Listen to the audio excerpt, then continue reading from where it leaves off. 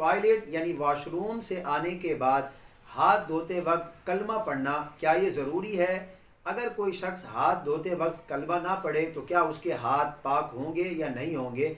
इस हवाले से शरई तौर पर हुक्म क्या है, आइए हम आज की इस वीडियो में इस अहम मसले के मुतालिक जानते हैं।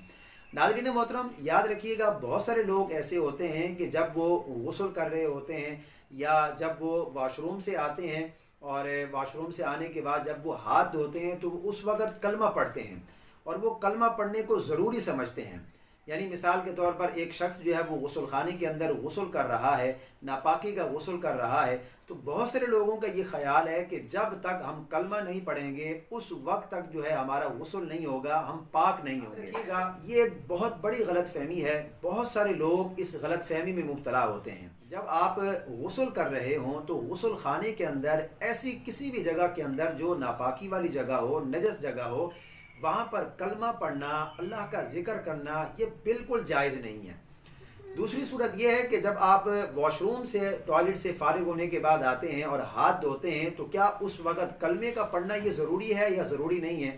देखें, अगर आप टॉयलेट से फारिग होने के बाद आए और वाश बेसन वगैरह वो अटैच वाशरूम है, उसी के अंदर अगर वाश बेसन लगा हुआ है तो आपने वहाँ हाथ धोए, वहाँ पर भी कलमा पढ़ना ये बिल्कुल जायज़ नहीं है, अटैच वाशरूम के अंदर भी।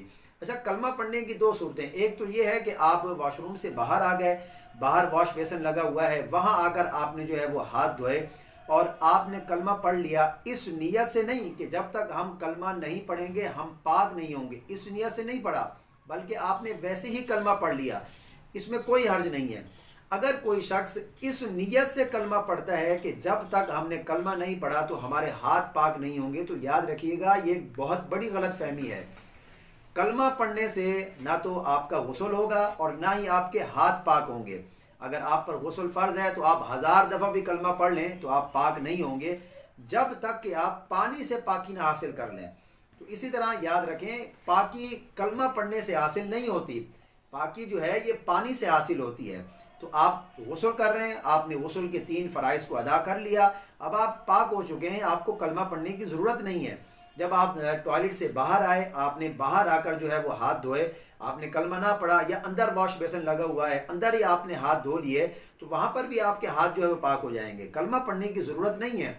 हाँ, अगर आप वैसे ही आप पढ़ना चाहते हैं तो आप पढ़ सकते हैं, इसमें कोई हर्ज नहीं है, लेकिन टॉयलेट के अंदर हैं तो फिर नहीं पढ़ सकते। और इस नीयत से भी ना पढ़ें कि जब तक हम कलमा नहीं पढ़ेंगे हमारा गुस्ल नहीं होगा, जब तक हम कलमा नहीं पढ़ेंगे हमारे हाथ पाक नहीं होंगे। ये एक बहुत बड़ी गलत फहमी है। बहुत सारे लोग इस गलत फहमी के अंदर मुब्तला होते हैं।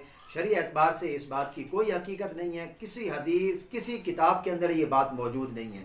मैं उम्मीद करता हूँ ये मसला आपकी समझ में आ गया होगा। इस क्लिप को अपने दोस्तों के साथ, फैमिली मेम्बर के साथ ज़्यादा से ज़्यादा शेयर करें ताकि वो भी इस गलत फहमी का शिकार हैं तो अपनी गलत फहमी को दूर करें।